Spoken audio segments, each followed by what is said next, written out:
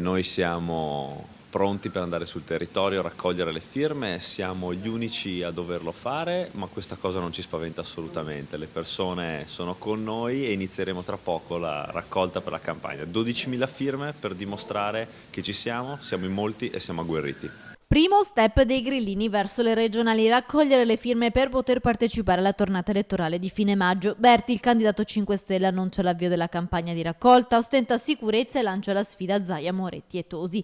Gli altri tre vanno avanti per la propria strada. Zaia e Tosi aspettano l'esito della riunione di sabato di Forza Italia, vittima dei propri malesseri interni. Sulla polemica sollevata dal fittiano Padrin, Davide Bendinelli risponde così.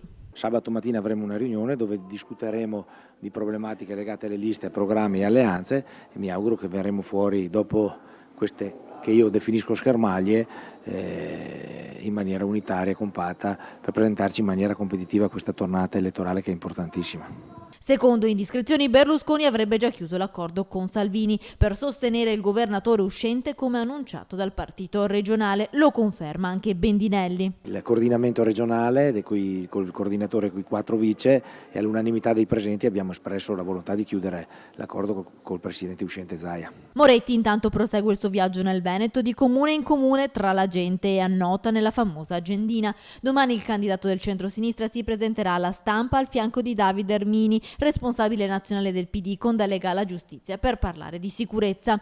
In questo momento servono tutte le misure di sicurezza, quindi sì anche alle impronte digitali per gli immigrati che sbarcano in Italia, sostiene Moretti. Tema della sicurezza caro a Zaia, che nelle scorse ore aveva attaccato proprio il governo Renzi, definendolo allo sfascio e incapace di dare risposte e difendere i veneti, disperate vittime di continui furti e rapine.